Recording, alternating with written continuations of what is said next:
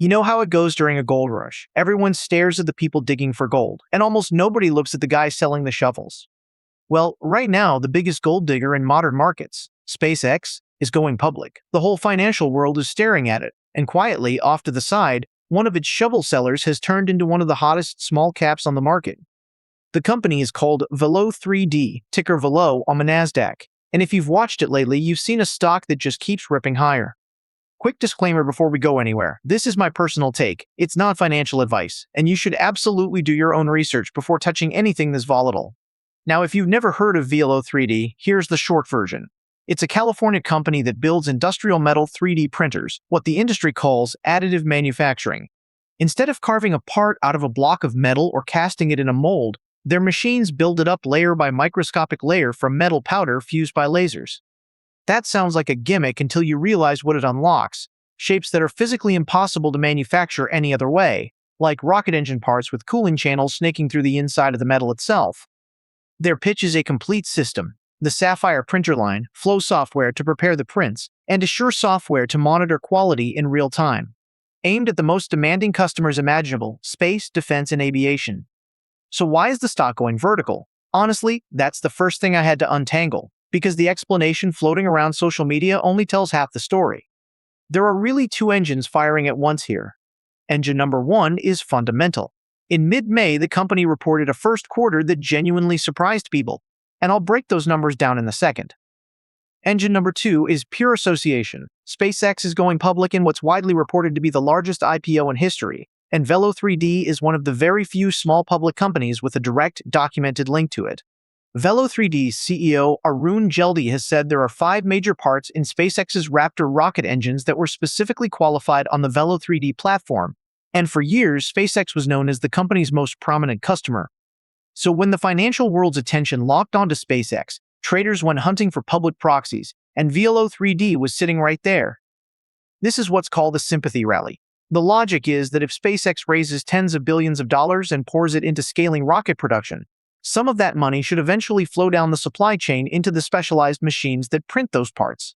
It's not a crazy thought, but notice what it is: an expectation about someone else's future spending, not a signed order.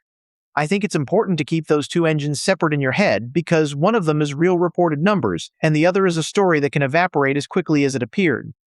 Let's do the numbers, because there's actually a real operational turn happening underneath the hype. In the first quarter of 2026, Velo3D reported revenue of about $13.8 million, up 48% year-over-year and up 46% from the prior quarter, driven by higher selling prices, more system shipments, and growth in what the company calls Rapid Production Solutions, or RPS. That second piece is worth a sentence, because it's quietly a business model shift. Instead of only selling million-dollar printers and walking away, Velo3D increasingly prints the parts itself and sells manufacturing as a service, which means recurring revenue from production programs rather than lumpy one-off machine sales. But the headline for me isn't the revenue, it's the gross margin. A year earlier, Velo3D had a gross margin of just 7.5%. This quarter, it printed 17.2%. And to appreciate why that matters, you need the longer history. For full year 2025, the company's gross margin was actually negative, minus 16%, meaning it cost them more to build and deliver their products than customers pay for them, partly due to an inventory write-down of roughly $7 million. Going from selling at a loss to a clearly positive margin is what analysts call an inflection point, and management says it gets better from here. According to the company, gross margins should exceed 30% in the second half of 2026 as production scales. They also reaffirmed full-year revenue guidance of $60 to $70 million, versus $46 million in all of 2025, and reiterated that they expect to turn EBITDA positive in the second half of the year. EBITDA, if you need the refresher, is earnings before interest, taxes, depreciation, and amortization, a rough proxy for whether the core operations are self-sustaining. None of this means the company is profitable today. It reported a quarterly loss of 20 cents per share. But the direction of travel changed, and market's price direction. The defense angle is where I think the more durable story lives, and it deserves a proper explanation. During the quarter, Velo3D announced an $11.5 million production contract with a U.S. defense prime contractor, and, the one I find more interesting, a $9.8 million 5-year IDIQ contract with the Defense Logistics Agency under its JAMA pilot program. IDIQ stands for indefinite delivery, indefinite quantity, and it's worth understanding how these work. The government doesn't promise to buy a fixed amount, but it pre-negotiates terms so it can order parts on demand quickly over the life of the contract. Think of it as being put on the military's approved speed dial list. JAMA itself is a program designed to accelerate the use of 3D printed parts across military sustainment, keeping old equipment running when original spare parts take months to source or no longer exist. That's the strategic logic behind this whole company. Western defense and aerospace supply chains are slow, brittle, and dependent on a shrinking base of specialized foundries, and metal printing offers a way to make critical parts domestically, on demand. Velo3D also disclosed a $32.6 million contract under something called Project FORG on the defense side, was qualified to support a U.S. Army ground vehicle program, and has laid out a long-term plan envisioning up to roughly 400 production systems over the next decade.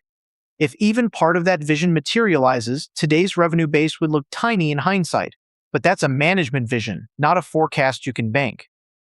Now the risks, and with a stock that's already multiplied several times over the past year, this part matters more than usual.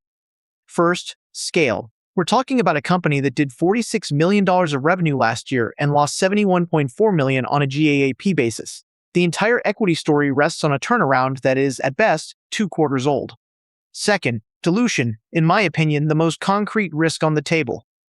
Velo3D closed a $50 million share offering in April, has an additional at-the-market program allowing it to sell up to $100 million of new stock over time, and plans capital expenditures of $40 to $50 million this year against just $16.6 million in cash at quarter end before that April raise landed. Translation: the growth is being financed by printing new shares, and every new share slices the pie thinner for existing holders. To be fair, the company has also been repairing the balance sheet.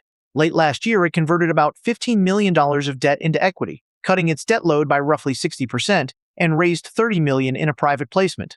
But the method was the same: more shares.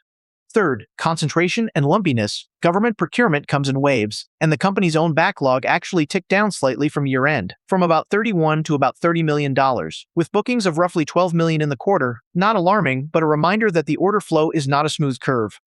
And fourth, the sympathy problem. A meaningful chunk of the recent surge is tied to SpaceX enthusiasm rather than Velo3D's own announcements. Sympathy rallies cut both ways. If the SpaceX debut disappoints, or simply once the spotlight moves on, the proxy trade can unwind fast, regardless of how Velo3D's actual business is doing. After a run like this, the valuation already assumes a lot of the turnaround succeeds. So here's where I land, speaking purely for myself. I think the underlying story is better than I expected when I started digging. A genuine margin inflection, real contract wins in a defense market that structurally needs this technology, and guidance that, if management delivers it, would mark the transition from science project to actual business. That's the part I find legitimately exciting. But I'd be lying if I said the current move looks like a sober repricing of those fundamentals. It looks like fundamentals plus a SpaceX halo stacked on top, and halos fade. If they hit that 60 to 70 million in revenue and turn EBITDA positive on schedule, this could be remembered as the year the company proved itself. If the dilution machine keeps running and the orders come slower than hoped, this spike will just be another chapter in a very volatile chart. I genuinely don't know which version we get, and I could be wrong about all of this. I'm one person reading filings and earnings calls, not someone with inside knowledge of order books. So please take everything here as opinion and research, not advice. Nothing in this video is a recommendation to buy or sell anything. I'm not a financial advisor, and a stock this small and this volatile deserves extra caution and your own homework.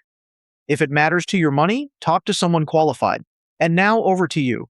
Drop a comment and tell me which stock you want me to break down next, because the best ideas on this channel keep coming from you.